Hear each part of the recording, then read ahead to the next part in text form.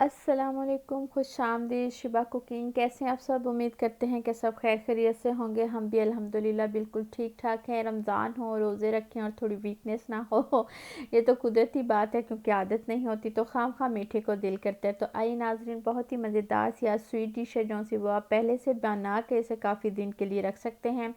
कम से कम एक हफ़्ता बड़ी आसानी से ये स्वीट डिश है जो सी वो आपकी चल जाएगी। यानी हम पफ पेस्ट्री के साथ है जो से वो स्वीट पैटीज़ है जो से वो तैयार करेंगे। उसके लिए हमने एक पफ पेस्ट्री ली है, कुछ ड्राई फ्रूट चाहिए हमें इसमें, और कुछ ये है ड्राई फ्रूट है जिसमें मेवा है, वो छोटी छोटी अशरफियाँ, क्योंकि जहाँ से छोटी मिलती हैं कि मुख्तलिफ़ किस्म की अशरफियाँ हैं। ये ब्राउन शुगर है, और ये है जो सा खोया वो हमने लिया है, और ये दारचीनी है जो सा बहुत ही मज़ेदार सा फ्लेवर दारचीनी का आएगा। और वो हमने इसमें लिया है, अखरोट लिए हैं, ड्राई फ्रूट में बादाम लिए हैं और पिस्ता लिए। इसे मक्खन के साथ हम अच्छी तरह थोड़ा सा सोते कर लेंगे, ताकि इसका जो सा चिड़ापन ड्राई फ्रूट का होता है वो ख़त्म हो जाए। क्रंची क्रंची सा ड्राई फ्रूट है जो सा वो हमारा तैयार हो जाए, खुशबूदार सा। बहुत ज़्यादा ओवर कुक नहीं करना कि जब ब्लैक ब्लैक डार्क सा हो जाए, जब इस तरह हो जाए, थोड़े ठंडे हो जाए, तो इसको बाद हमने इनको चॉप कर लिया है। अब इन तमाम चीज़ों को इस तरह से, इस साइज़ का हमने, आप चॉपर में करना चाहे चॉपर में कर सकते हैं, अगर छुरी के साथ करना चाहें तो, लेकिन छोटे छोटे करने हैं चाहे वो कर सकते हैं। इसमें अब हम छोटे छोटे जौन से वो मुरब्बा जात हैं वो इस्तेमाल करेंगे, नॉर्मल मेवा है जौन सा वो इस्तेमाल करेंगे, और ये जो रेड बेरीज़ हैं जो ड्राई की हुई हैं वो इस्तेमाल करेंगे। 1 टेबलस्पून है जौन सी वो ब्राउन शुगर का इस्तेमाल करेंगे। मक्खन कह रहे हैं, खोए को है जौन सा वो हमने फ्रीज़ किया हुआ था काफ़ी देर पहले, निकाल लिया। इसको माइक्रो में बिल्कुल भी डीप फ्रोस्ट नहीं करना, इसे रूम टेम्परेचर पे हम डीप फ्रोस्ट करेंगे। और हाफ़ टी स्पून के लगभग हम इसमें दालचीनी का पाउडर शामिल करेंगे। दालचीनी का पाउडर है जौन सा वो बहुत ही जायके और खुशबू को डबल कर देता है, और इसका बहुत ही मज़ेदार से रोल्स भी तैयार होते हैं। और ये बहुत ही मज़ेदार सी जो सी फीलिंग है वो हमारी पैटीज़ की तैयार हो चुकी हुई है। अब हम इसके अंदर खोए को है जौन सा वो मिक्स करेंगे।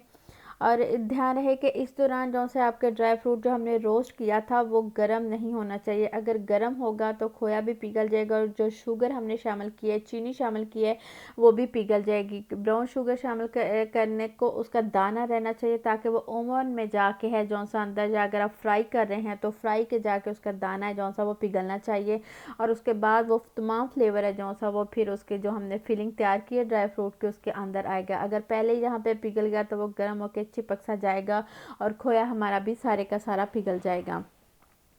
फिलिंग है जौन सी वो हमने तैयार कर लिया। पफ पेस्ट्री का हमने एक दरमियाने साइज़ का जौन सा वो पेड़ा कर लिया। इसको हम मुख्तलिफ़ साइज़ों में बनाए, मुख्तलिफ़ डिज़ाइनों में बनाएंगे, ताकि आप किसी भी शेप में बनाएं, चाहे एक शेप के ही सारे बना लें और चाहे मुख्तलिफ़ शेप के बनाएं। हम 3 से 4 स्टाइल के हैं जौन से वो आपके सामने बनाएंगे, और ये भी आपको बताएंगे कि ज़रूरी नहीं कि हर टाइम आपके पास हर चीज़ का कटर मौजूद हो, तो हम उन कटर के साथ या उन्हीं चीज़ों को इस्तेमाल करते हुए हम अपने घर की कुकिंग या बेकिंग कर सकते हैं। नहीं, घर में कोई भी उसकी अल्टरनेट चीज़ है, किसी बोतल का ढक्कन है, ये हमारे पास जो लंच बॉक्सेस के हैं जो से डिब्बे थे, लंच बॉक्सेस कह लें, जाके चीज़ें सर्व करने के लिए वो डिब्बा था जो दरमियाने से छोटे साइज़ का था, उससे हमने लेके तो इस तरह से हमने उसके साथ गोल गोल जौन से वो काट लिए हैं। बाकी की जौन सी पेस्ट्री बच गई थी उसका हमने साइड पे पेड़ा जौन सा बना के रख दिया, और इस तरह से हमने 4 इसके कट लगाए हैं छुरी के साथ। दरमियान में थोड़ा सा हिस्सा है जौन सा वो हमने रखा है, और बाकी इस तरह, और थोड़ी सी मोटी साइज़ होना चाहिए, बहुत ज़्यादा बारीक नहीं ये होना चाहिए। रोटी से थोड़ा सा मोटा है जौन सा वो हमें ये पफ पेस्ट्री को बेलना है।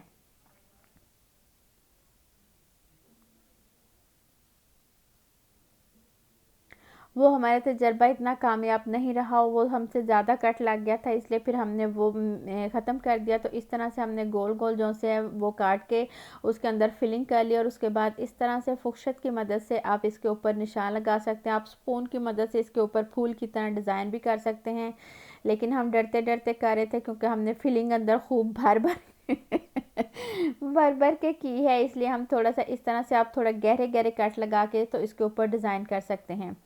ये हमने गोल वाला बनाया है, जो पहले हम कट के साथ बनाना चाह रहे वो हमसे सही नहीं बना। दूसरा हमने चौरस जो सी बेल के इस तरह से उसको बना के चौरस चौरस छोटे छोटे से पैटीज तैयार कर लिए।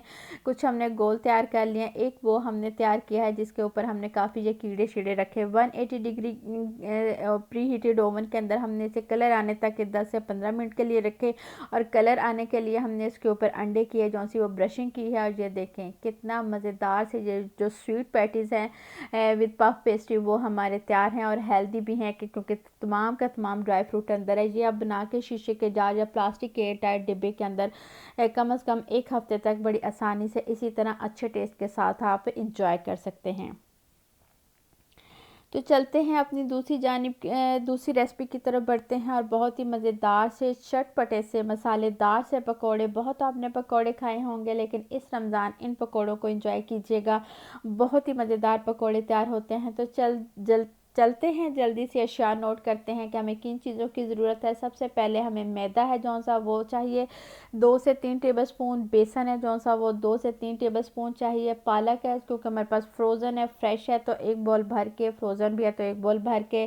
धनिया और पुदीना है जो सा वो हमने एक छोटी प्याली है जो सा उसमें मोटा मोटा काट के रख लिया है। इसी तरह हमें आलू है जो से वो अपनी ज़रूरत के मुताबिक हमने तकरीबन 4 से 5 आलू वज़न में 1 पाव से थोड़े से ज़्यादा होंगे वो हमने इस्तेमाल किए। ग्रीन चिली है जो सी ये वाली ग्रीन चिली तो मारने के भी काम आ सकती। इतनी बड़ी बड़ी साहब ले आए थे, इनका कोई इतना ख़ास फ्लेवर नहीं है, मतलब कड़वी नहीं है, कम कड़वी है। वो हमने 2 ग्रीन चिली दरमियाने साइज़ का प्याज इस्तेमाल किया है। नमक हस्बे ज़ायक़ा इस्तेमाल किया है। ये जो सा जवाइन और थोड़े सा गरम मसाला है 1 टेबलस्पून के लगभग। हल्दी है, सुरख मिर्च है, कुटी हुई सुरख मिर्च है। और जहाँ पे ज़ीरा है जो सा इसको हमने अच्छी तरह पीस लिया है थोड़ा सा ज़ीरा जो सा वो हम साबित रखेंगे। और अजवाइन को भी हमने अच्छी तरह पीस लिया है ताकि उसकी खुशबू निकल आए। और जो सूखी मेथी है 1 टीस्पून, उसको मोटा मोटा सा हमने हाथ के साथ बस ऐसे थोड़ा क्रश कर लिया। 1 टेबलस्पून भर के मोटा मोटा कुटा हुआ खुशक धनिया चाहिए। तो चलते हैं, आलू को इस तरह से हमने नॉर्मली जो आलू हम पकौड़ों के लिए काटते हैं वो थोड़े लंबे लंबे चिप्स स्टाइल में होते हैं लेकिन थोड़े बारीक होते हैं, लेकिन इनको इस तरह से काटना है। और इसी तरह से हमने प्याज़ों को भी चॉप कर लिया है और सब्ज़ मिर्चों को भी दोनों को चॉप कर लिया है। बारीक वाली अगर तेज़ वाली सब्ज़ मिर्चें हैं तो आप वो 2 ही इस्तेमाल कीजिएगा क्योंकि इसमें बाकी की मिर्चें भी जा रही हैं। चटपटे हैं, मसालेदार जो पकोड़े हैं, बहुत ही मज़े के बनने वाली, लुक इनकी बहुत ज़बरदस्त किस्म की आती है। धनिया है जो सा वो हम इसमें शामिल कर देंगे। और जो बेसन के साथ आप जब इसमें इस्तेमाल करते हैं मैदा तो उसके साथ इसके क्रंची और खस्तापन बहुत ज़्यादा मज़ेदार से होते हैं। पालक है जो सी वो भी 1 प्याली है जो सी वो हमने शामिल कर दी। पालक हम हमेशा धो के उसे अच्छी तरह के टॉवल के ऊपर खुशक करके तो फिर काट के हम इसे फ्रीज़ कर लेते हैं और जब इस तरह ज़रूरत होती है तो तब हम इस्तेमाल कर लेते हैं।